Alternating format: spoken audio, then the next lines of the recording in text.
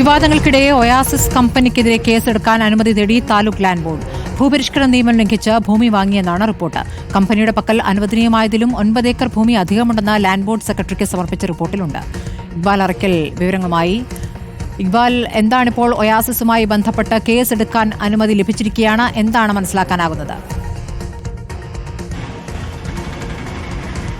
സ്മൃതി, അതായത് ഈ ഭൂപരിഷ്കരണ നിയമം പ്രകാരം 12 മുതൽ 15 ഏക്കർ വരെ ഭൂമി മാത്രമാണ് ഒരു സ്വകാര്യ കമ്പനിക്ക് കൈവശം വെക്കാൻ കഴിയുകയുള്ളൂ. പാലക്കാട് എലപ്പുഴയിൽ മദ്യനിർമ്മാണശാല ആരംഭിക്കാൻ വേണ്ടി ഒയാസിസ് കൊമേഴ്ഷ്യൽ കൈവശം വെച്ചിരിക്കുന്നത് 24 ഏക്കർ ഭൂമിയാണ്. ചട്ടവിരുദ്ധമായാണ് ഈ ഭൂമി ഒയാസിസ് കൊമേഴ്ഷ്യൽ കൈവശം വെച്ചിരിക്കുന്നതെന്ന് പറഞ്ഞുകൊണ്ട് നേരത്തെ തന്നെ ഒയാസിസിനെതിരെ കേസെടുക്കാമെന്ന് റവന്യൂ വകുപ്പ് വ്യക്തമാക്കിയിരുന്നു. ഇതിന് പിന്നാലെയാണ് പിന്നീട് സംസ്ഥാന ലാൻഡ് ബോർഡ് ഇതുമായി ബന്ധപ്പെട്ടുള്ള പരിശോധന നടത്താൻ താലൂക്ക് തല ലാൻഡ് ബോർഡിന് നിർദ്ദേശം നൽകുകയും ചെയ്തിട്ടുള്ളത്. ഏതായാലും ഇപ്പോൾ ആ പരിശോധനയ്ക്ക് ശേഷമാണ് ഒയാസിസിനെതിരെ കേസെടുക്കാനുള്ള അനുമതി തേടിക്കൊണ്ട് താലൂക്ക് ലാൻഡ് ബോർഡ് ഇപ്പോൾ സംസ്ഥാന ലാൻഡ് ബോർഡിനെ സമീപിച്ചിരിക്കുന്നത്. ഭൂപരിഷ്കരണ നിയമം ലംഘിച്ചു എന്ന് കാണിച്ചുകൊണ്ടാണ് ഇത്തരത്തിലൊരു നടപടിക്ക് ഇപ്പോൾ അനുമതി തേടിക്കൊണ്ട് താലൂക്ക് തല ലാൻഡ് ബോർഡ് രംഗത്തേക്ക് എത്തിയിട്ടുള്ളത്. ഏതായാലും ഈ നടപടി അടുത്ത ദിവസം തന്നെ ഉണ്ടാകുമെന്നും മനസ്സിലാക്കുന്നുണ്ട്. നേരത്തെ നെൽവയൽ നികത്താനുള്ള അനുമതി തേടി ഒയാസിസ് പോയപ്പോഴും റവന്യൂ വകുപ്പ് ഇത്തരത്തിലുള്ള നടപടികൾ സ്വീകരിച്ചിരുന്നു. ഏതായാലും ഈ ഭൂപരിഷ്കരണ നിയമം ലംഘിച്ചു ഒയാസിസ് കൊമേഴ്ഷ്യൽ എന്ന് കണ്ടെത്തിയതിന്റെ അടിസ്ഥാനത്തിലാണ് ഇപ്പോൾ ഇത്തരത്തിൽ ഒയാസിസിനെതിരെ നടപടിയെടുക്കാൻ അല്ലെങ്കിൽ കേസെടുക്കാനുള്ള അനുമതി